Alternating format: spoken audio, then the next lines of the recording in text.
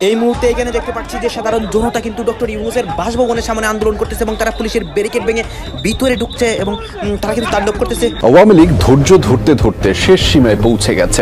আওয়ামী লীগ কোনো ষড়যন্ত্রে ভয় পায় না উল্লেখ শেখ হাসিনা বলেছেন, জনগণের উপর তার পুরোপুরি আস্থা আছে। এদিকে আজ কঠিন ষড়যন্ত্র প্রকাশ হয় শেখ হাসিনার, আওয়ামী লীগকে নিষিদ্ধ করায় দ্বিগুণ শক্তিশালী হয়। দেশের কোটি কোটি জনগণ হাসিনাকে চাচ্ছে, ডক্টর ইউনূসের বাসভবনে কঠিন প্রভাব পড়ে। সবকিছুই দেখানো হবে এই সম্পূর্ণ প্রতিবেদনে।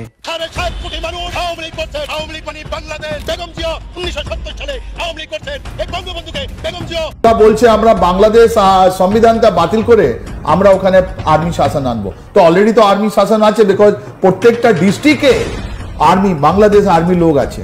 তাহলে আপনি কোন শাসন আনতে চান? নো, একটা আলাদা শাসন আনতে চান। এই সেনাপ্রধান থাকলে অনেক কিছু করা যাচ্ছে না, যার কারণে অপসারণ চান। জেনারেল ওয়াকারকে অপসারণ করে কাকে সেনাপ্রধান বানাবেন? দেখে মনে হচ্ছে যে এই মাত্র সেনাবাহিনী ক্ষমতা নিয়ে নেবেন, এই মাত্র বাংলাদেশের যিনি রাষ্ট্রপতি রয়েছেন সেই রাষ্ট্রপতি একটি অধ্যাদেশ জারি করবেন, সেনা শাসন দেশে জারি হয়ে যাবে। জেনারেল ওয়াকারকে অপসারণ করে কাকে সেনাপ্রধান বানাবেন? কিন্তু ইতিমধ্যেই একটা সরব উঠেছে যে সেনাপ্রধান অপসারণ। উপদেষ্টা মাহফুজের বিরুদ্ধে ছাত্র দলের সহায়তায় ছাত্র শিবিরের ভূমিদশ বিজয়। বর্তমানে রাজনীতিতে ছাত্র দল এবং শিবির একে অপরের প্রতিপক্ষ। বিএনপি এমন একটি রাজনৈতিক দল যার নেতার আহ্বানে আমরা মুক্তিযুদ্ধে সেই নেতাকেও শেখ হাসিনা অপমান করেছে।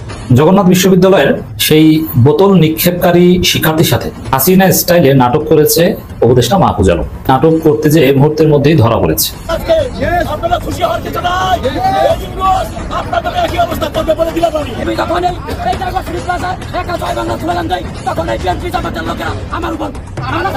এইভাবে অনেকেই এখন দেশে উত্তেজনামূলক পরিস্থিতি তৈরি করে এবং রাজপথে নেমে তাণ্ডব করে। দর্শক শ্রোতা, ইতিমধ্যে অনেকেই আওয়ামী লীগের পক্ষে কথা বলতেছে, তারা শেখ হাসিনাকে সরাসরি চাচ্ছে। অন্যদিকে আজকে আপনারা দেখেছেন যে ডক্টর ইউনূসের বাসভবনের সামনে কিন্তু আবার আন্দোলন হয়। শিক্ষার্থীরা যে কোনো বিষয় নিয়ে রাজপথে নামে এবং তাদের দাবি না মানা হলে তারা কিন্তু অনেক উচ্ছৃঙ্খল এবং অনেক লন্ডভন্ড পরিবেশ তৈরি করে।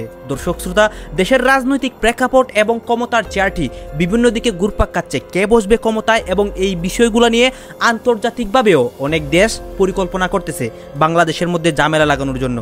দর্শক শ্রোতা, এই বিষয়গুলো পর্যালোচনা করে আমরা অনেক তথ্য এবং ভিডিও পাই, সর্বশেষ কি হয় এবং এইসবের পিছনে মূল কে রয়েছে আপনারা সবকিছু দেখতে পারবেন এই একটি ভিডিওতে। আসুন আমরা কথা বাড়াচ্ছি না, আমরা সরাসরি ভিডিওর মূল আলোচনাতে চলে যাচ্ছি। বলছে আমরা বাংলাদেশ সংবিধানটা বাতিল করে আমরা ওখানে আর্মি শাসন আনবো। তো অলরেডি তো আর্মি শাসন আছে, বিকজ প্রত্যেকটা ডিস্ট্রিক্টে আর্মি, বাংলাদেশ আর্মি লোক আছেন। তাহলে আপনি কোন শাসন আনতে চান? নো, একটা আলাদা শাসন আনতে চান। আপনি দেখবেন সেই আলাদা শাসনটা কি হতে চলেছে। বাহ, আপনি দেখবেন 4 আগস্ট 2024 থেকে ওরা আলাদা ভাবে বলছে যে এইটা আমরা যেটা মানি না, এটা যে 1971-এ যা মুক্তিযোদ্ধা ছিলেন যারা মুক্তি আন্দোলন করছে, না ওটা হয় না, আমরা করেছি, যেটা করেছি আমরা করেছি। এই বাংলাদেশের নামটা ভালো নয়, বাংলাদেশের গানটা ভালো নয়, বাংলাদেশ যতগুলো জিনিস ছিল আজ পর্যন্ত যাতে ইতিহাস ছিল সব ওরা চেষ্টা করছে শেষ করার জন্য।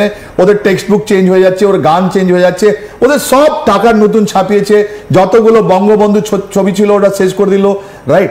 এখন ওরা বলছে আর্মি নিয়ে কথা বলছে, বিকজ আর্মি যেটা আছে, আর্মি একটা প্রফেশনাল আর্মি, বাংলাদেশের আর্মি, বাংলাদেশ এয়ারফোর্স একটা অনেক ওয়ার্ল্ডের one of the best air force গোনা হয়।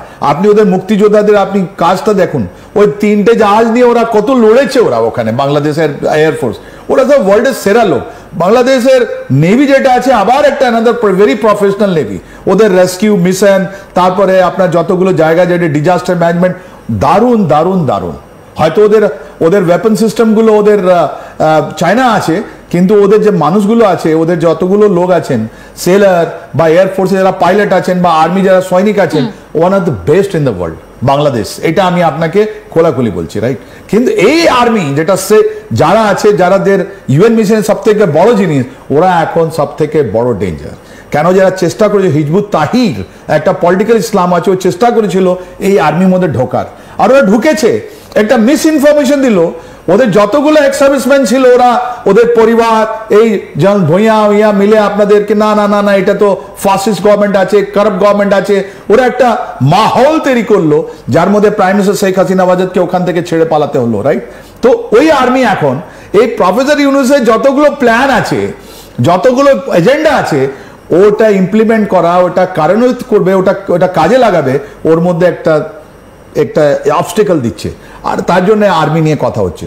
তাহলে এই বাংলাদেশ আর্মি কি মনে হবে, কি রকমে হবে?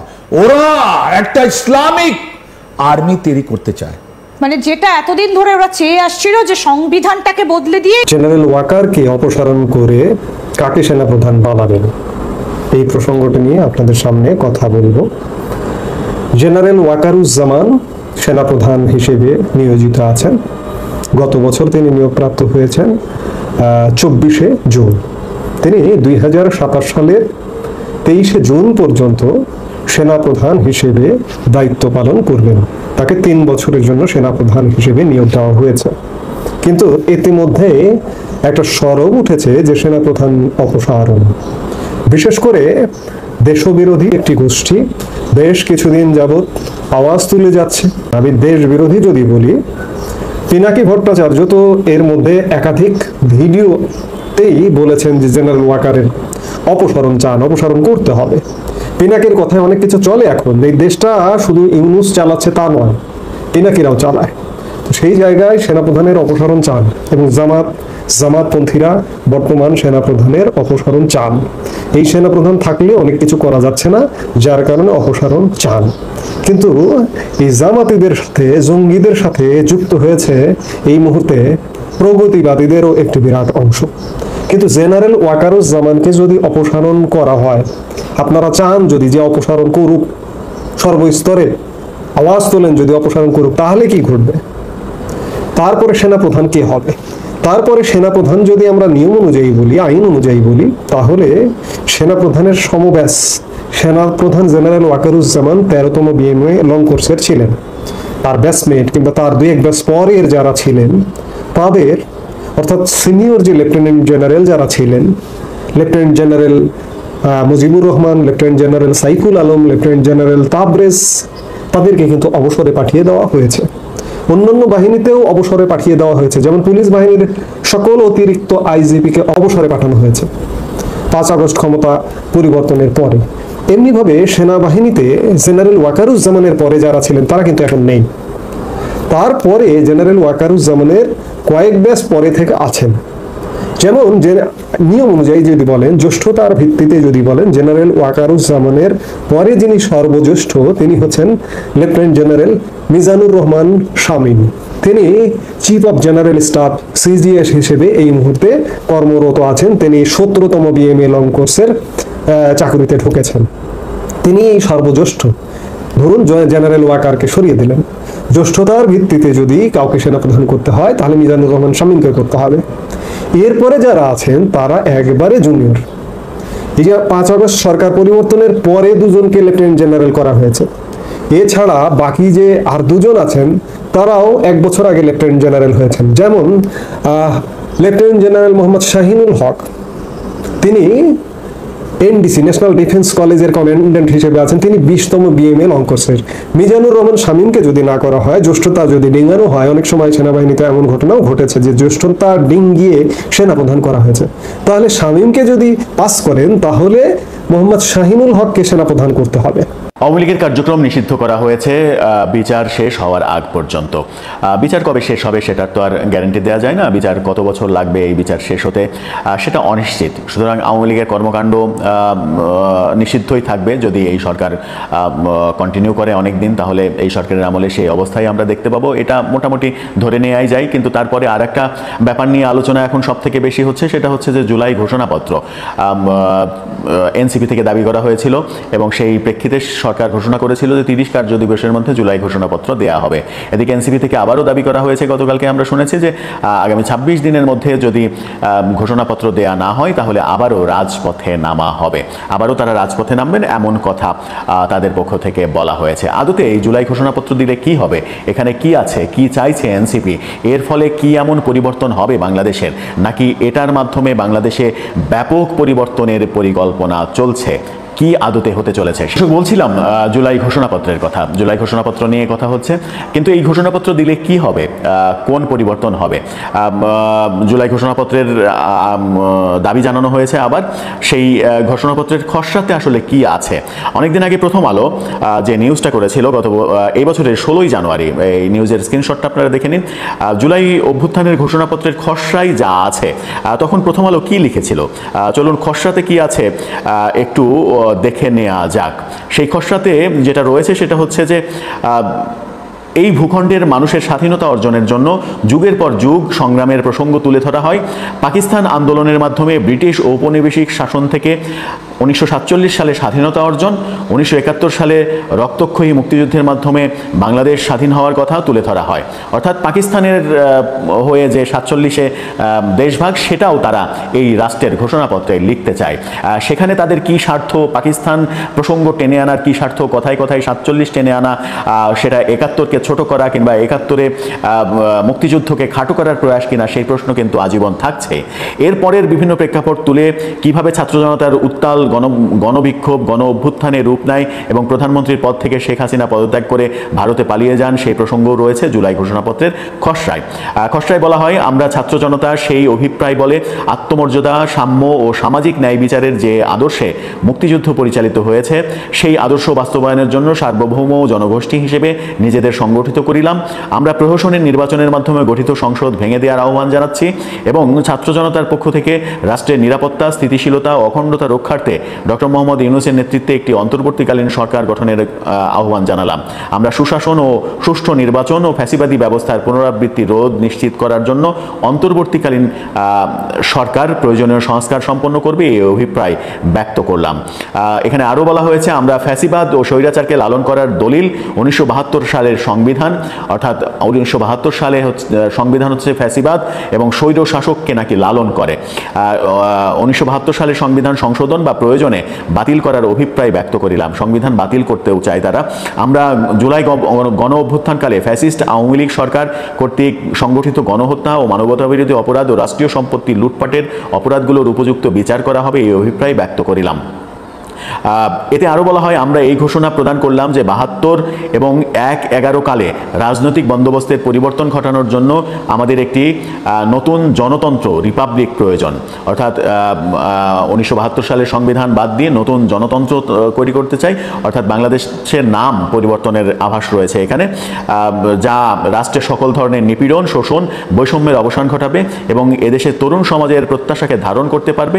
আমরা এই অভিপ্রায় ব্যক্ত করিলাম যে এই ঘোষণাপত্রকে উপযুক্ত রাষ্ট্রীয় ও সাংবিধানিক স্বীকৃতি প্রদান করা হবে। ঘোষণাপত্রের খসড়ায় প্রথম আলো যেটা বলেছে, এর বাইরেও যেটা শোনা যাচ্ছে সেটা হচ্ছে যে ঘোষণাপত্রে মূলত সংবিধান বাতিল করে দেয়া, 72-এর সংবিধান বাতিল করে দেয়া এবং একটা বিপ্লবী সরকার গঠন করা। বাংলাদেশে কিছুদিন আগে আওয়ামী লীগের কার্যক্রম কাগজে কলমে একটি সিগনেচারের মাধ্যমে নিষিদ্ধ করা হলো। এই কাগজে কলমের সিগনেচারে নিষিদ্ধ করা আওয়ামী লীগের কি ভবিষ্যৎ নির্ধারণ করবে? মোটেও।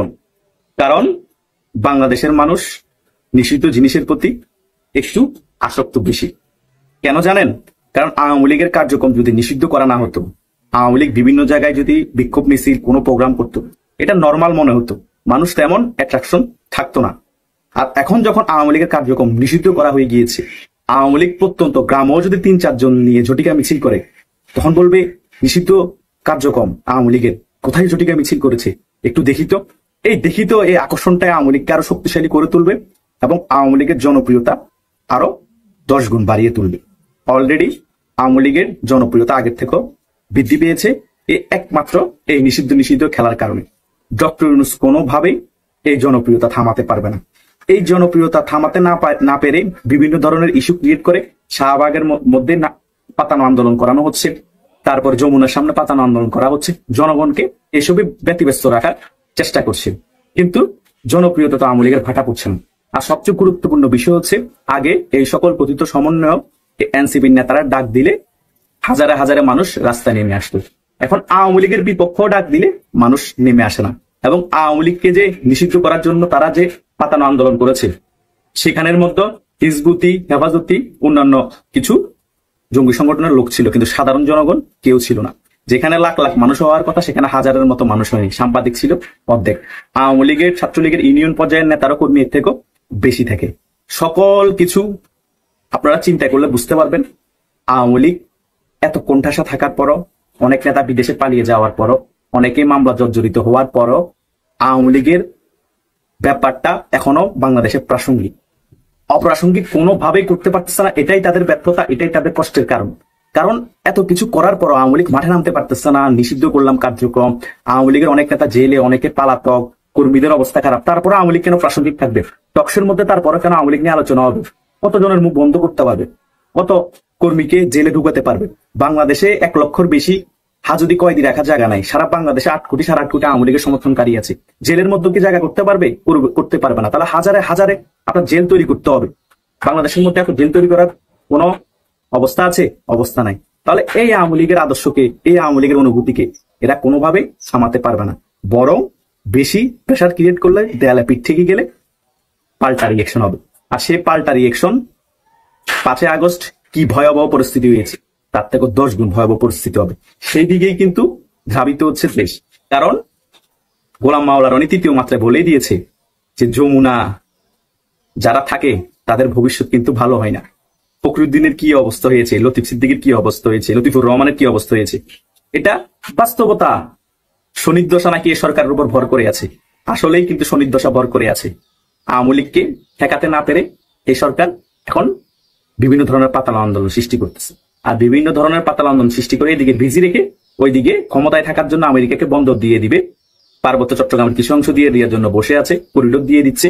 এগুলোই চলতেছে। জনগণ এখন ওই বিষয় নিয়ে আর মাথা ঘামাচ্ছে না, ভুলে গিয়েছে জনগণ এখন জগন্নাথের আন্দোলন, আওয়ামী লীগের কার্যক্রম নিষিদ্ধের আন্দোলন, ঢাকার মধ্যে বিভিন্ন পক্ষচক্কর বিষয়ের আন্দোলন নিয়ে পড়ে আছে। দর্শক, আপনাদের নিশ্চয় মনে আছে গত ফেব্রুয়ারিতে ঢাকা উত্তর সিটি কর্পোরেশনে যেহেতু মেয়র পদে এই মুহূর্তে কেউ নেই, সেখানে তার বিকল্প হিসেবে প্রশাসক নিয়োগের জন্য স্থানীয় সরকার বিষয়ক উপদেষ্টা আসিফ মাহমুদ সজীব ভুইয়া একটি ডিও লেটার দিয়েছিলেন জনপ্রশাসন মন্ত্রণালয়ে, এবং সেই ডিও লেটারটি গণমাধ্যমে ফাঁস হয়েছিল, যেটি নিয়ে তুমুল হইচই হয়েছিল।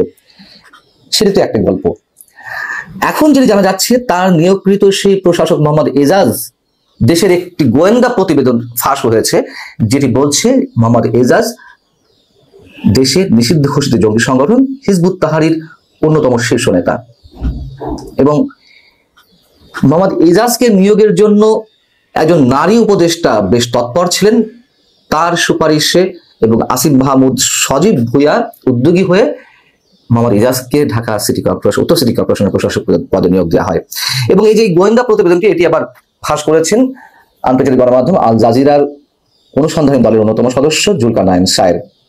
যেটি একটু বলতে চাই, এখন দেখবেন যে এই জঙ্গি সংগঠনের শীর্ষ নেতা যারা বিভিন্ন জায়গায় আছে, অভিযোগ রয়েছে, তাদের নিয়ে গণমাধ্যমে তেমন কোনো রিপোর্ট নেই। কেন নেই?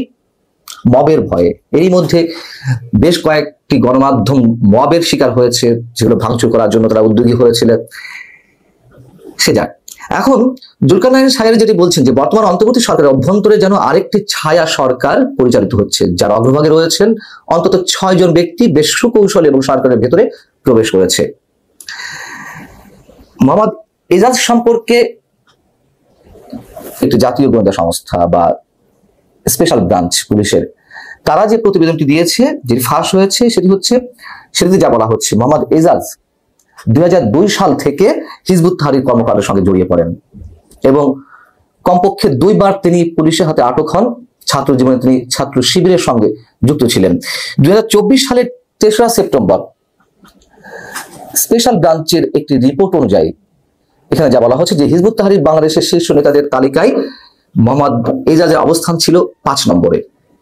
এবং একই বছর হিজবুত তাহরির প্রচারণা এবং সংগঠনটিতে অর্থায়নের অভিযোগে এজাজ সহ আরো 8 জনকে বিশেষ ক্ষমতা আইনে গ্রেপ্তার করা হয় 2014 সালে। এবং এই ঘটনায় তিনি বেশ কিছুদিন আটক ছিলেন। 5 আগস্ট রাজনৈতিক পট পরিবর্তনের পর বা গণ অভ্যুত্থানের পর 10 নভেম্বর 2024 এজাজ সহ তার অন্য সহযোগীদের মামলা থেকে খালাস প্রদান করা হয়। এবং তিনি বেশ চেষ্টা করছিলেন যে স্পেশাল ব্রাঞ্চের যে প্রতিবেদনটি ছিল সেখান থেকে তার নাম কাটানোর জন্য, তিনি তা পেরে ওঠেননি। এখন আসিফ মাহমুদ সজীব ভুইয়ার সুপারিশে তিনি প্রশাসক পদে নিয়োগ পেলেন এবং এই জঙ্গি নেতা, অভিযুক্ত জঙ্গি নেতা মোহাম্মদ এজাজ যাতে নিয়োগ পায় ঢাকা সিটি কর্পোরেশনের প্রশাসক পদে, তাতে সরকারের একজন নারী উপদেষ্টা বেশ তৎপর ছিলেন। কে হতে পারে? এখন নারী উপদেষ্টা তো 3 জন রয়েছেন। একজন ব্রতির নির্বাহী পরিচালক শারমিন মুর্শিদ, তাকে আমি ব্যক্তিগতভাবে জানি, তার দ্বারা অন্তত এই কাজটা করা সম্ভব নয়। আরেকজন রয়েছে, এটা আমার ধারণা, আরেকজন রয়েছে ফরিদা আক্তার, আমাদের কাছে খুব সুপরিচিত, ফারহাদ মাজারের স্ত্রী। আরেকজন সৈয়দা রেজাওয়ানা হাসান, পরিবেশ নিয়ে কাজ করার যে সংগঠন বেলার নির্বাহী পরিচালক। আমরা অনুমান করতে পারি যে কার তৎপরতায় বা বিশেষ উদ্দেশ্যে আসিফ মাহমুদ সজীব ভুঁইয়ার সুপারিশে মোহাম্মদ এজাজকে ঢাকা সিটি কর্পোরেশন, উত্তর সিটি কর্পোরেশনের প্রশাসক পদে নিয়োগ দেওয়া হলো।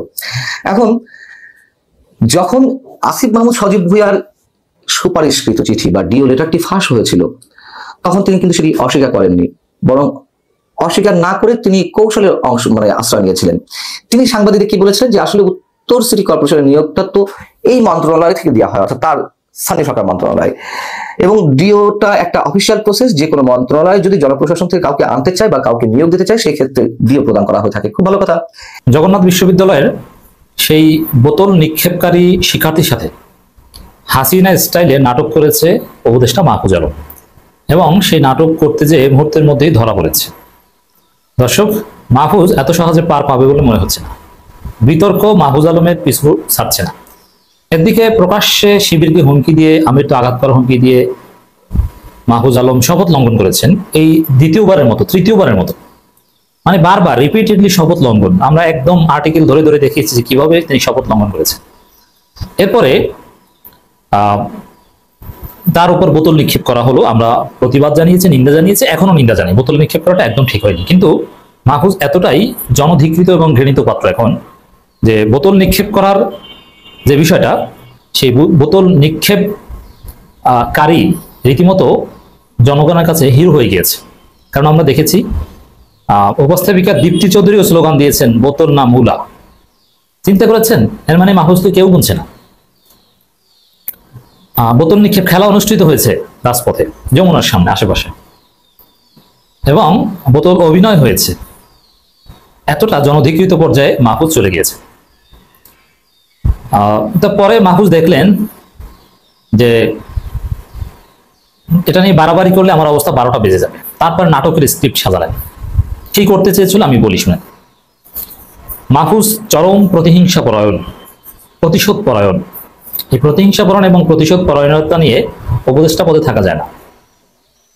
তিনি ওই বোতল নিক্ষেপকারী শিক্ষার্থীকে উচিত শিক্ষা দিতে চেয়েছিলেন, কঠিন মায়ের দিতে চেয়েছিলেন, তার জীবন তামা করে দিতে চেয়েছিলেন, শিবির বানিয়ে তাকে ধ্বংস করে দিতে চেয়েছিলেন। এই জন্য মাহফুজ তার রাষ্ট্র ক্ষমতা ব্যবহার করে গোয়েন্দা সংস্থার মাধ্যমে তাকে ওই ছেলেকে মুক্তি দেওয়ার 26 ঘন্টা আগে গ্রেপ্তার করা হয়েছিল। তারপরে তাকে মানসিক নির্যাতন করা হয়েছে। এরপরে যখন জগন্নাথ বিশ্ববিদ্যালয়ের শিক্ষার্থীরা ঘোষণা দিল যে ওই বোতল নিক্ষেপকারী ছাত্রকে মুক্তি না দিলে তাহলে তারা ডিবি অফিস ঘেরাও করবে, মানে কথা ক্লিয়ার যে বোতল নিক্ষেপ করেছে বা এটা তেমন কিছু না, কিন্তু জগন্নাথ বিশ্ববিদ্যালয়ের শিক্ষক শিক্ষার্থীদের উপর হামলা করেছে মাহফুজের নির্দেশে। তাই বোতল নিক্ষেপ নিয়ে এত মাতামাতির কিছু নেই। অতএব ওই শিক্ষার্থীকে গ্রেপ্তার করবে না, হবে না, আমরা ডিবি অফিস ঘেরাও করবো। যে হুমকি ধমকি দিয়েছে তারপরেই মাহফুজ নাটক ঘুরিয়ে ফেলেছে। কি করলো, যেহেতু মুক্তি দিতে হবে নইলে ডিবি অফিস ঘেরাও করবে, খুব দ্রুত মাহফুজ ডিবি অফিসে যে সারিয়ে আনলেন, তার বাসায় দাওয়াত দিলেন, একসাথে ছবি তুললেন। কি হলো, এর মধ্য দিয়ে মাহফুজ হিরো হয়ে গেলেন, হিরো সাজলেন। আসলে এগুলো ছিল সব হাসিনা স্টাইলের নাটক। হাসিনা কি করত? হাসিনা তার বাহিনীর মাধ্যমে কাউকে হত্যা করত, হত্যা করে তারপরে হাসিনাই আবার ওই পরিবারকে ডেকে কান্নাকাটি করে জড়িয়ে ধরতো। যেমন আবু সাইদের পরিবারকে ডেকে কান্নাকাটি জোর করে আনতো, জোর করে এনে কান্নাকাটি করে জড়িয়ে ধরে কি নাটক করেছে দেখেছেন না? এটা এরকমই। ওই ছেলেকে গ্রেপ্তার করিয়েছে মাহফুজ। বাংলাদেশ আওয়ামী লীগের যে সকল নেতাকর্মী পতনের পর বিদেশে পালিয়ে গিয়েছেন বা পালিয়ে যেতে বাধ্য হয়েছেন, তারা এক ধরনের জীবনযাপন করছেন, আর দেশের অভ্যন্তরে যারা রয়েছেন তারা অন্য ধরনের জীবনযাপন করছেন। তবে দেশের অভ্যন্তরে আরেক শ্রেণীর আওয়ামী লীগ নেতাকর্মী রয়েছে যারা প্রকৃতপক্ষে বিগত দিন অন্যান্য দলের রাজনীতি যারা করেন তাদের সাথে এক ধরনের সম্পর্ক মেনটেন করে চলেছেন, যার কারণে বর্তমান এই প্রেক্ষাপট পরিবর্তনের ফলে তাদের উপর নির্যাতন নিপীড়ন খুব একটা হচ্ছে না, বা তারা মোটামুটি বাড়িতে থাকতে পারছে না। আর যারা একদম কঠোরপন্থী আওয়ামী লীগের রাজনীতি করেছেন এবং মুজিব আদর্শের ধারক ও বাহক ছিলেন বিশেষত, এবং আওয়ামী লীগের যে কর্মকাণ্ড বা কর্মসূচিগুলো ছিল বিগত রাজনৈতিক অঙ্গনে, সেগুলো তারা খুব ঢালাওভাবে পালন করেছেন এবং অনেকেই বিভিন্নভাবে বিভিন্ন ধরনের কাজকর্ম করেছেন, উপজেলা, ওয়ার্ড ভিত্তিক, ইউনিয়ন ভিত্তিক বিভিন্ন ধরনের অপকর্ম করেছেন।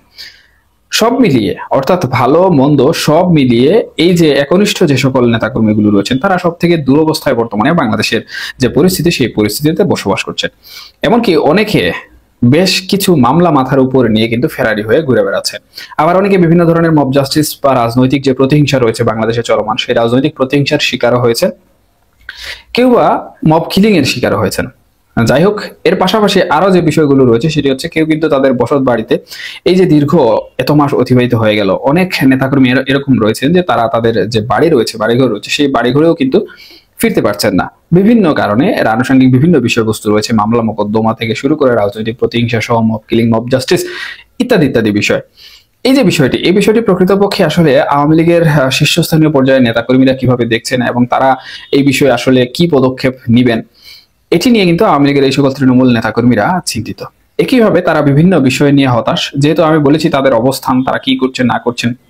আর এই অবস্থান থেকে প্রত্যেকটি মানুষই কিন্তু, বা এরকম সিচুয়েশনে যদি কোনো একটি মানুষ দীর্ঘ মাস ধরে অতিবাহিত করতে থাকে, তাহলে তার মধ্যে কিন্তু এক ধরনের হতাশা কাজ করতে শুরু করে, এবং সেই হতাশা থেকে সে যে বিষয়গুলো আসলে শুনতে পায় বা জানতে পায় বিভিন্ন মাধ্যমে, সেগুলো সে কোনো প্রকার যাচাই বাছাই ছাড়াই কিন্তু বিশ্বাস করে ফেলে।